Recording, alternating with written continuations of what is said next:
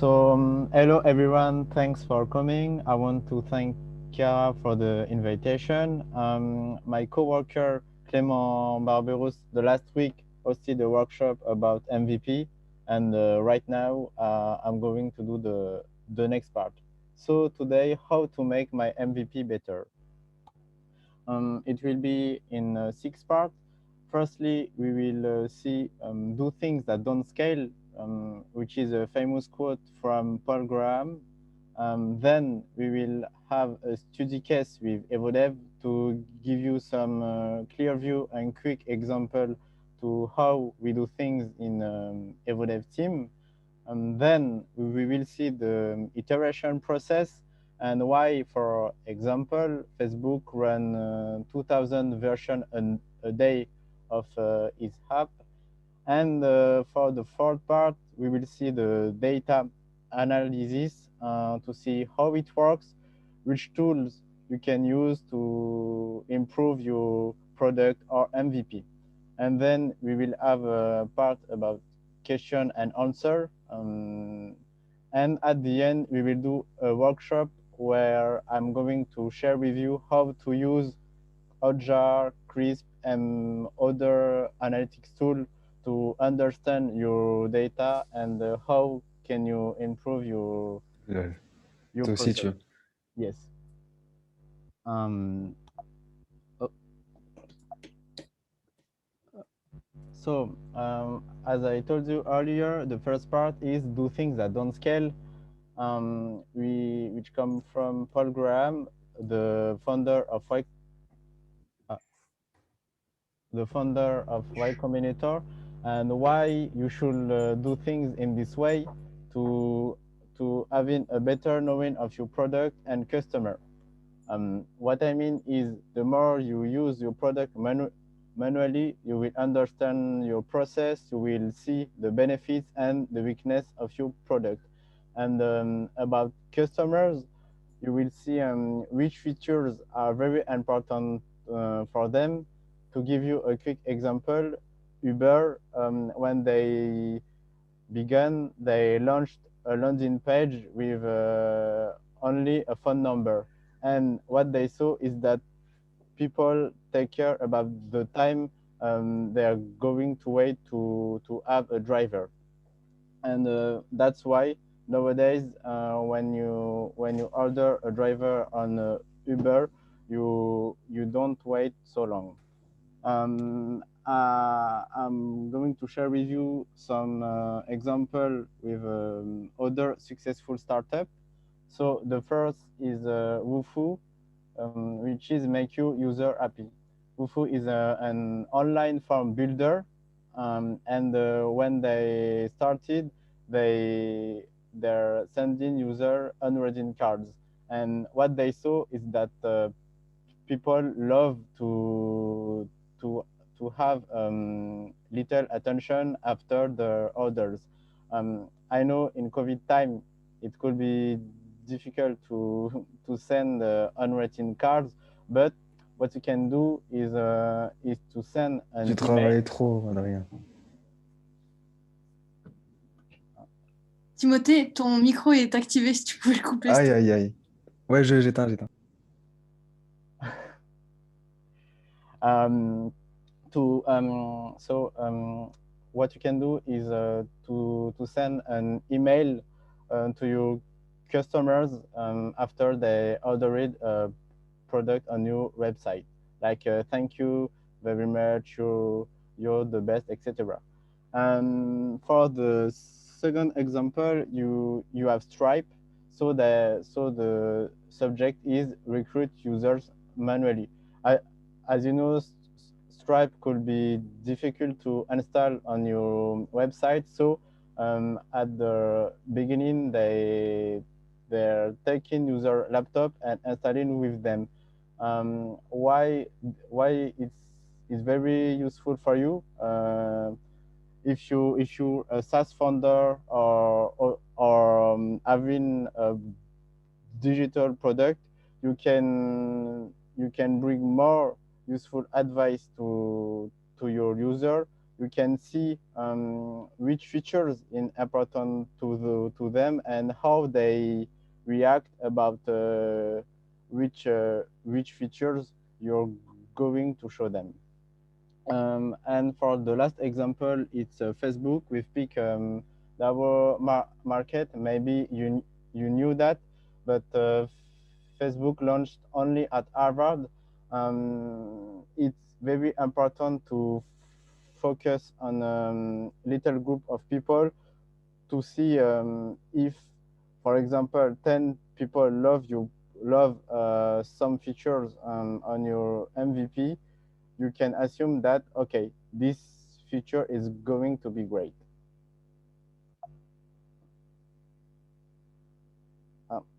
And for the second part, as I told you, it's the process that we keep using at Evodev. So the first part we are doing is to resolve a painful problem with a solution. So in this part, you should be able to express your project in one sentence. If you can do that, it means that your solution is unclear and you won't be able to explain your project to your first customers. Then the second step is user interview. And the goal is to try to get feedback from 10 to 15 users. A number of founders forgot about this step because they think that their prototype or MVP is very cool, so they will have customer automatically, but it's wrong. You have to test your prototype, your product with customers and see what they're going to tell you, their pain, what they want, etc. And then for the third part, it's the product market fit. So the goal here, it's if people are interested by our solution, we make a prototype on Figma. And it's obvious that if you have people who are interested by your solution, you can make a prototype. And then what we do in Evodev, we send an email to the 10 users we had in the beginning and 10 additional to show the Figma prototype to see if our improvement fits with the user's need. And after for the step 5, we do a Figma version 2 to improve our Figma with better features based on their feedback. And then we use UMSO or you can use other landing page builder to launch a landing page with screenshot of your Figma proto or Glide proto and invite people to join the beta test. And at the end, we build MVP with tool like Bubble, or you can use another builder web app.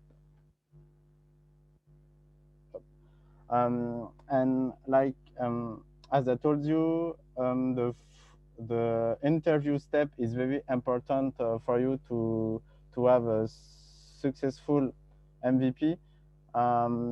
We have 3 goals with focus interview.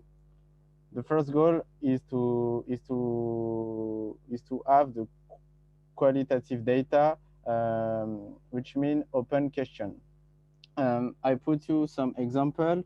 So here for the first step is how do you want the button, and the answer that we want is I want the button big and red. The goal is to ask people a lot of open question to have various response A, and they can express themselves. And for the second kind of data is quantitative.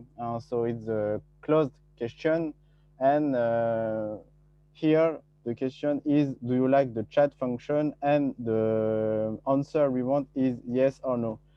It can help you to see if a feature or not is very useful for your next MVP 3.0, for example.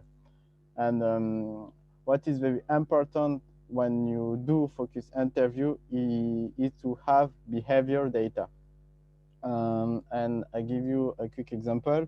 The question is what the user do in real life, and what we see what we see on the website is that 80% of user clicked on the button when it's on the right side than the left side, which means that people often think that they love the button at this emplacement, but in the real life they they love where the button is on the right side, for example. For the third part is the iteration process. So here, like as I told you, Facebook run 10,000 version a day of its app. What it means is that Facebook wants to know better the customer and wants to see which features are very important for them customers. So the secret is the more users you have, the more tests you can do, and the more data you will collect, and the better your product is going to be. I know that when you're a startup, you don't have a lot of customers or users, but you can run a test, one to one or two times per day, to see which features is which features fit with your users. I mean, for example, if you withdraw your sign, if you withdraw your join the beta test button, but you replace with a type form, for example, and to see if it works, it could be a good test to see if people like your new feature. And on the right side, I wrote statistical significance. What I mean, it's you should to find a number, for example, 100, and based on these 100 users, when you do an experimentation, if the result is close to 100 users, it means that it's true. But if you do an experimentation and the result is 10, for example, it's wrong, because it doesn't have a lot of impact. Right now I'm focused on the landing page. So it's divided in two parts, where the first version is with your prototype, and the goal is to get email user. Founders tends to want to launch an MVP and want paid customer right now, but it's not the right way to do things. Firstly, you have to record email users. You have to know which information is very important for them.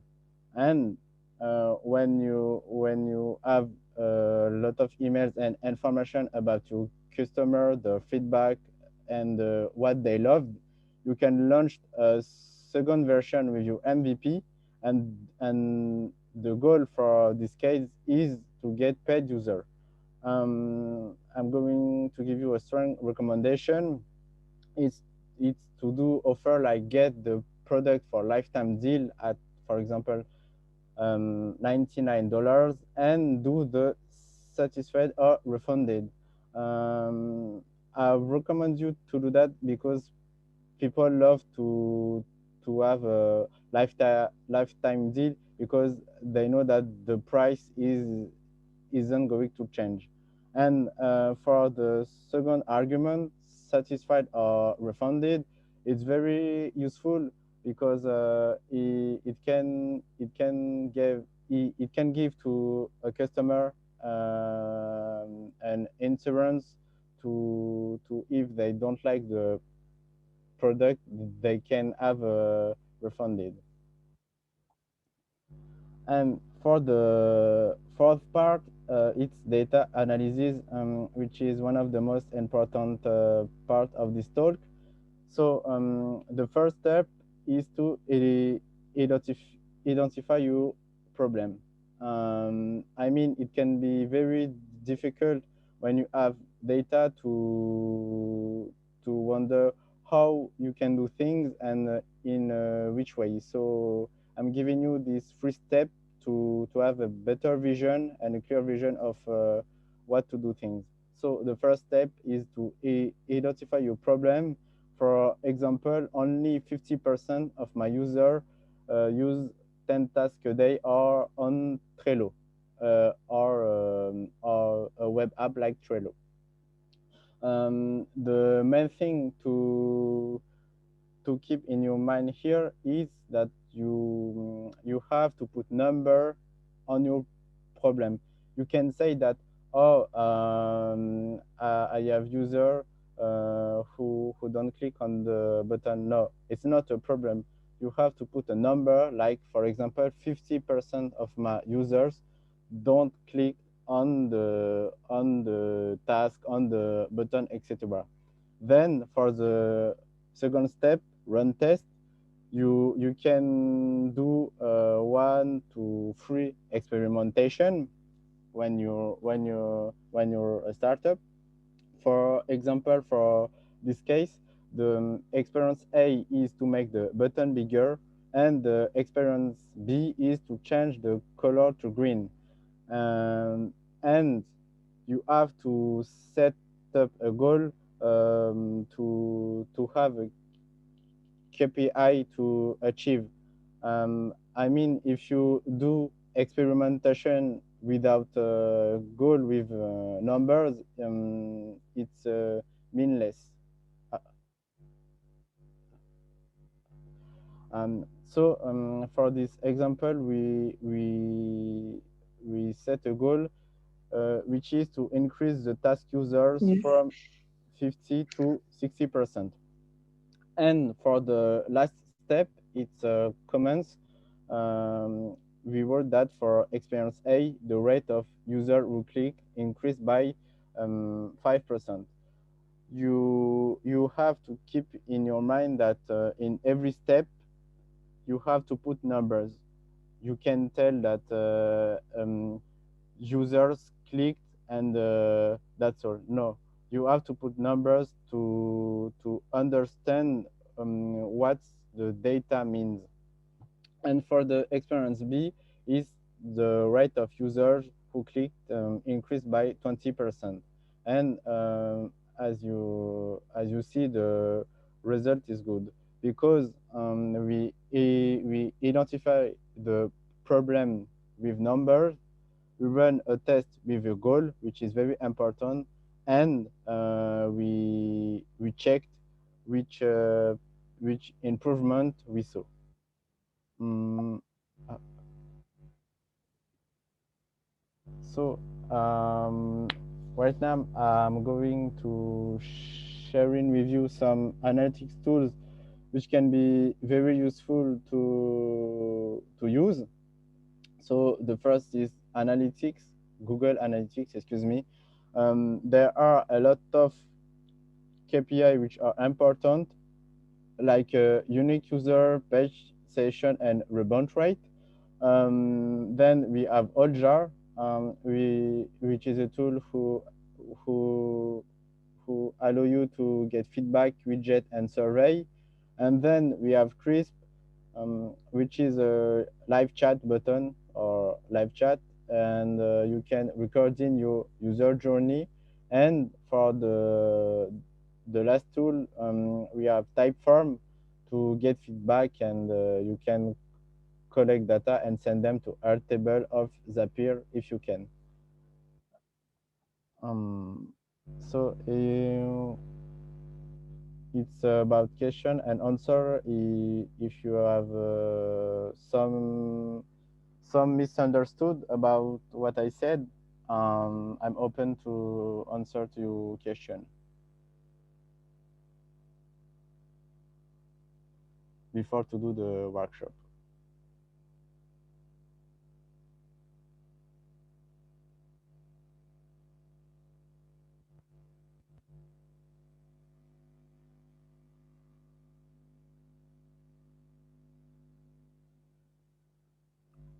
Okay, so does anybody have a question for Kevin? If you have some, you can like just activate your mic, and or if you just want to say something or add a remark. I have a little question. How many time you think to do an MVP is necessary? How much time you have to spend on it?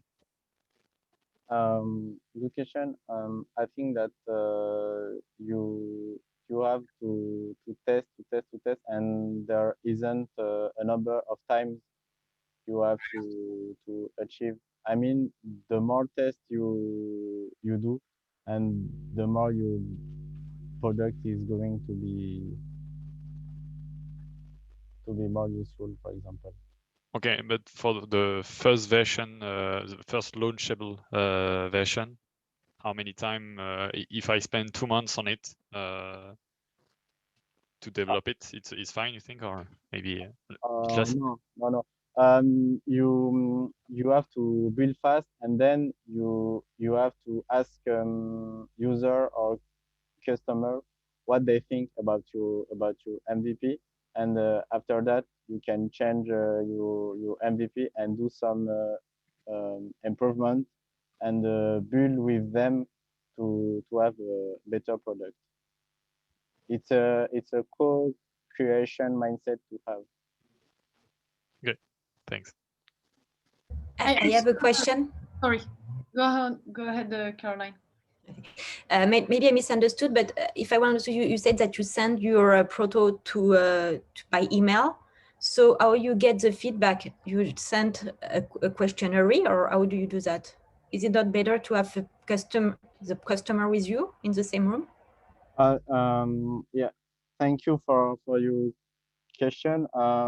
You can collect their answer through a Typeform on, or you can do a Zoom session and do a focus group with 5 to 6 people to better understand why they don't love this kind of feature or not.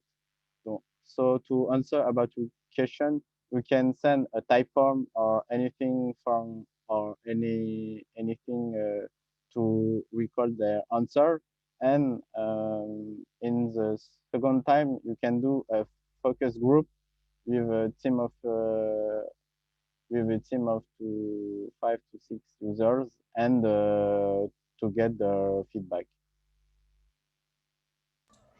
Okay, thank you. I think just a focus group might be a bit hard to do. It's difficult type of interview, but maybe just something like a Zoom meeting, like you said, Kevin. I think it's a pretty good start to understand what they want, what they expect. Do you think that everything that you said is also true for a non-digital product? Yes, good question. Thank you. In my point of view, even if you're building a non-digital product, you can do all of the steps, because you can do a workshop, for example, in your incubator, and to see if people love your product or not. You can send them an email or not to see if they appreciate your product or not. And what you can do is to record your product. What I mean is, for example, if you sell a toy, for example, you can record the way to how you use the toy and to send a video to your users. And after you can have a feedback about your video. Okay, thank you. And I have another question because I was talking to one of our entrepreneur earlier, and he said that he has some issues knowing which features he should add regarding the feedbacks he gets and how he should focus on his project. You know, he was afraid that if he listened to all the feedbacks and added so more features, he would go far away from his original product. It's a pretty tough question, but I hope I can answer it in the right way. I mean, he can do a benchmark to see what competitors do with the product and see what kind of feature they have and what kind of feature they withdraw. And what he can do is to do a product design of his product to see if the product is very beautiful, for example, or not. He can do a user journey to see at which moment the user is going to use his product. And when you do a user journey, you put yourself at the place of your customer and think about what feature is very important to me. I think a lot of founders forgot about the user journey, but it's very important to do this. And at the end, you will see which pains are very important to resolve. I mean, I don't know his product, but maybe the only thing the people want is to have a red button on his product. I don't know, but we tend to think that we have to put a lot of features. No, you have to propose a solution which fit with a pain. That's all. Thank you. Do we have another or other questions?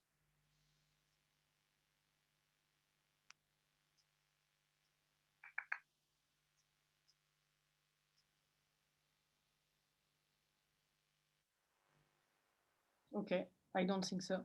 I think, Kevin, it was really clear what you said. Thanks, but it's not finished yet. So right now we are going to spend time. I think it's more important for you to how to use analytics tools like Google or Crisp and see how you can apply these kind of things to your web app. So I'm going on Google Analytics. Up, up. I took a demo account because it's more relevant for you. I don't have a website with a ton of data. So don't hesitate don't hesitate to ask me how to install Google Analytics if you never install. I can show quick tips. So when you're on Google Analytics, the first view is homepage, this one. So I hope that you install all Google codes to have this data. So as you can see, the dashboard could be very difficult to read or to understand for people in general. So I'm going to share with you some quick advices which can be useful. So when you click on audience or people, I think in English, you can see the number of user, the session, the view page, etc. Which data are important here? From my point of view, it's in French, it's rights taux de rebond, but in English it's bounce rate. Bounce means that is the users which take zero action on your website. It means that they went to your MVP or website, but they didn't take any action. So as you can see, the higher your percentage, and the more problem you have. I think they can take action. It just so only one page. For example, if you have a landing page, you will have something like 100 in bounce inbound. But so if they go on one page, click on a button, for example, with no redirection, just a button to get the email, for example, and after go out, there will be a count on bounce if I don't if it's correct. But Yes, thank you, Clément, welcome. to bring your advice. And the other important data is in French is moyenne décision, but in English, excuse me, is average time session. And as you can see for this website demo, people spend almost 3 minutes on the website. And as you know, people don't have a lot of attention, so it's a great number. And what you have to keep in your mind is the bounce rate and the average time session. And for another example, what what here, I think it's one of the most important feature in Google Analytics, is that you can see your user journey. I told about this 5 minutes ago. So for this example, as you can see, United States is the states where is the country where people come from for the majority. And when you click on United States, you can see what's the user journey. So you have 6,000 people from United States, and they go to homepage, or they go to another page. I will click on this one. When you click on this one, you can see which page are the most viewed. And as you can see for this example, it's a basket page. So when you do that, you can see which page of your website are viewed or most viewed than others. And what is very interesting in Google Analytics is that you have a taux d'abandon. It means that for this example, 40% of people give up their their session, and maybe you can ask yourself, what can I do to improve my page? What feature can I set up to have better numbers? And when you go here, you can see the second interaction or the first interaction with your website. So when you click here, you can see that the one of the most page viewed by your user. So the first is home, but you can see again that basket is very important for them. And for the second interaction, up,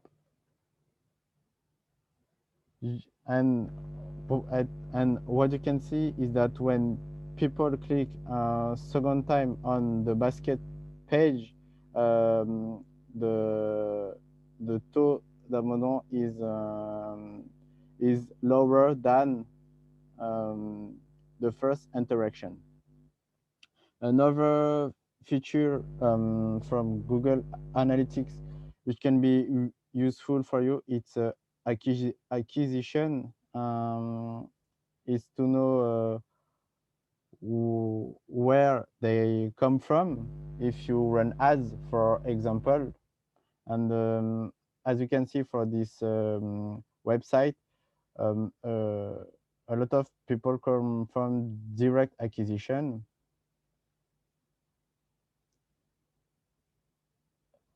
And when you click on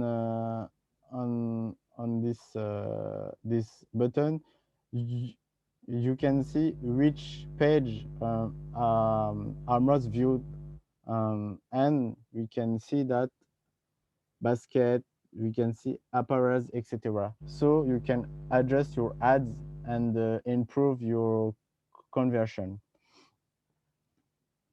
Another features which can be useful, excuse me, useful for you is this one. Unfortunately, Google Analytics doesn't provide too much information because they didn't set up on the website demo. But when you click on Fluid Comportement, you can see what users do or when they came from your ads. So I think it's enough for Google Analytics. Maybe you have question about how you can use that.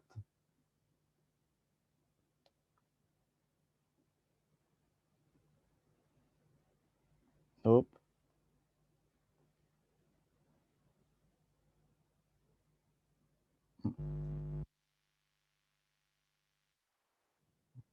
Kevin, is it still free, Google Analytics, or at some level you have to pay?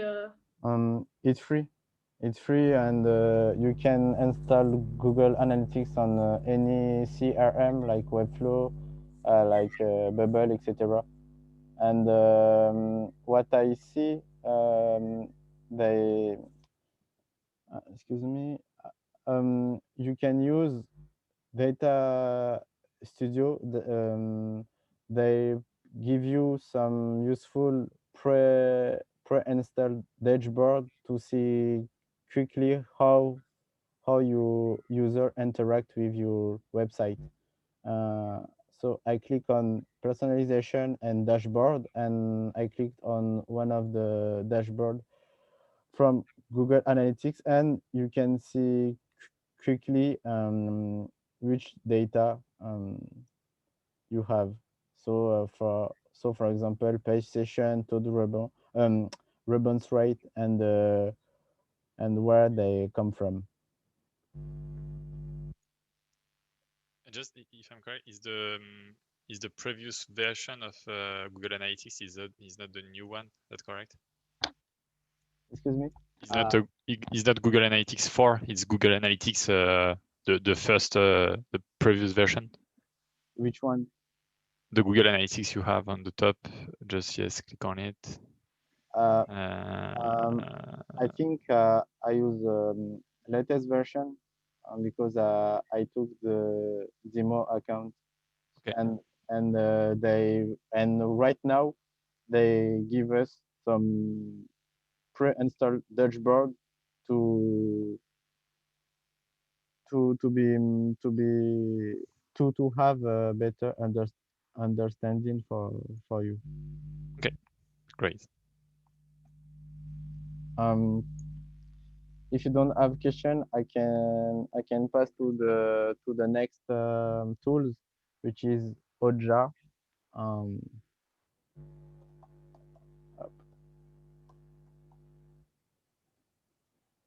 The best one. I'm not sure, but it's very useful.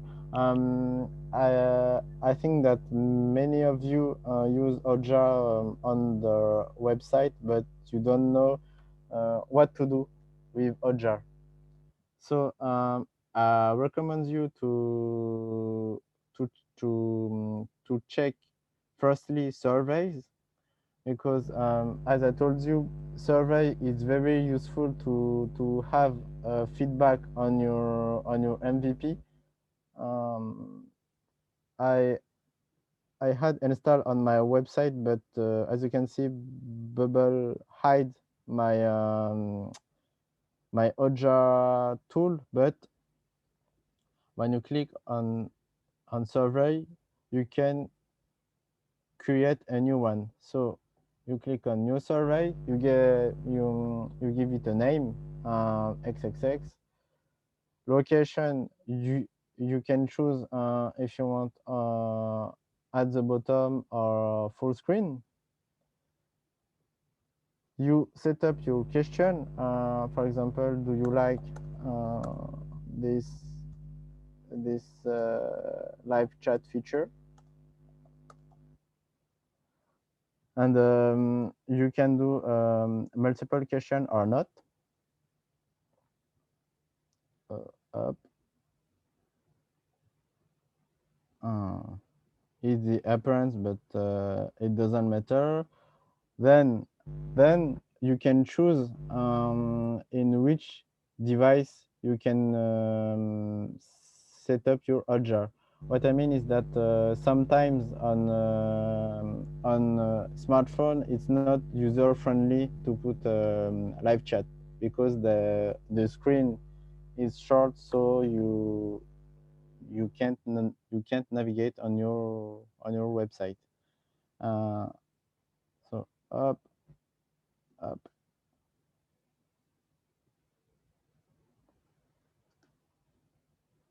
And after, you can put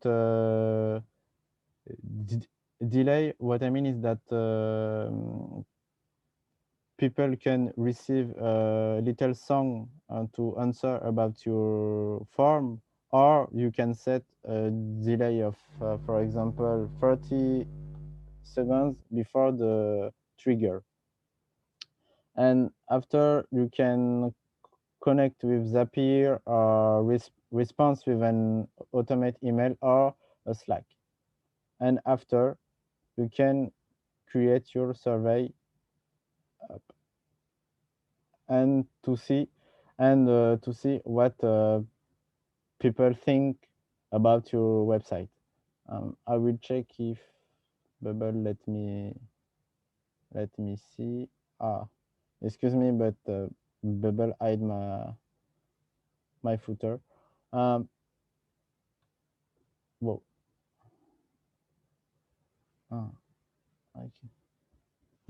I can see. Okay. Hop. So what you can do is, for when you have a response, you can click on it. And for example, if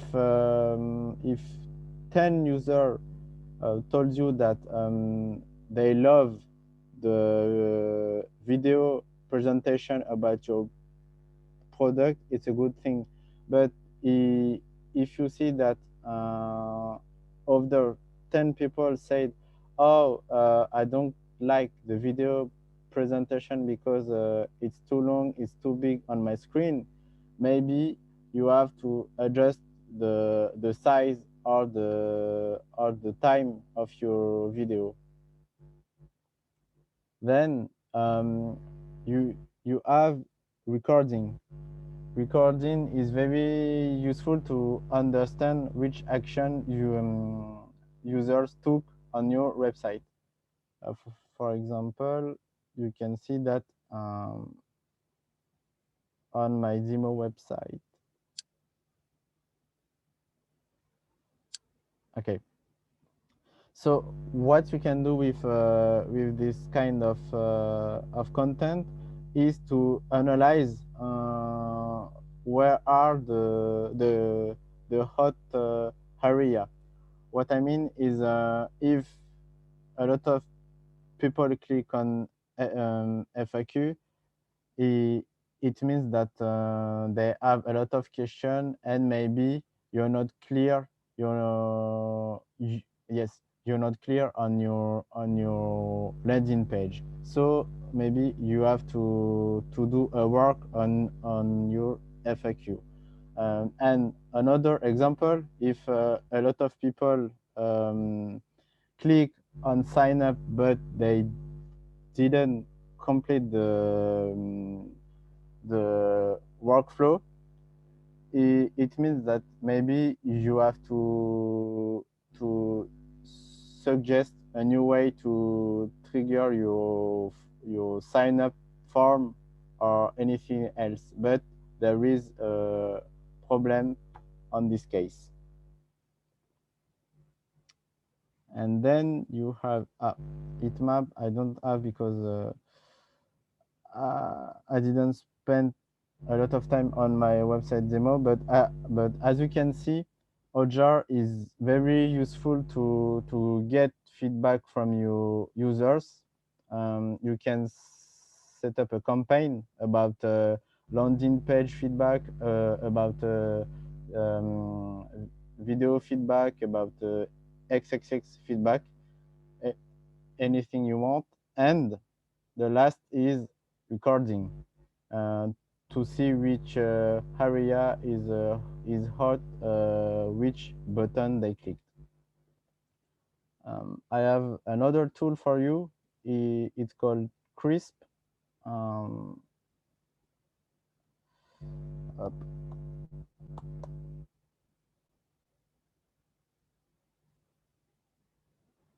And all the tools I'm presenting you are very easy to install. You can find a lot of videos or tutorial to see how to set up. So Chris is a live chat.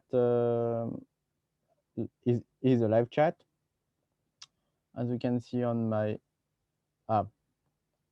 It's good. My Ojar my Ojar pop-up works. So so as you can see, when I go back on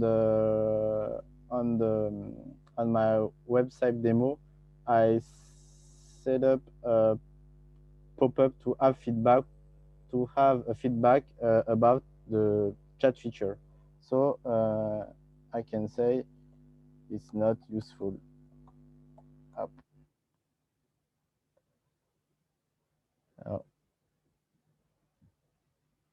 And you can do this kind of campaign of your website with Ojar.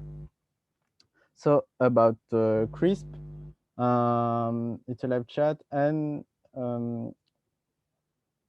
yes, this one. You can see which country come from your users. I mean that if you have a lot of users from United Kingdom, maybe you can start to sell your product to British people. And if you see that your product don't have a lot of customer in Spain or Italia, it means that you have to switch your landing page and to fit with their culture.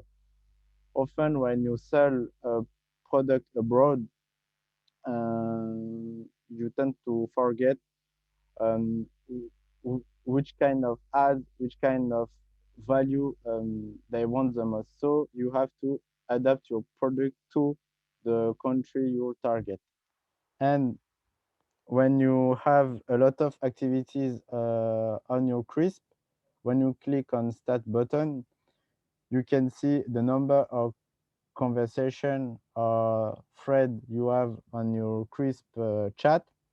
And another important data is this one. Why? You can see which days your user went on your website. I mean that maybe if you have 1,000 people on Saturday, you can start a campaign on Google Ads or Facebook Ads in limited time, like get this product for $90 only this Saturday. But if you don't have any activities in other day, it means that maybe your user can spend too much time on your website, and you have to focus on which day you have a better traction. And I have another tool for you which can be useful. It's called Video Ask. Maybe you know, maybe you don't know. It's a tool made from Typeform. And why Video Ask is very important is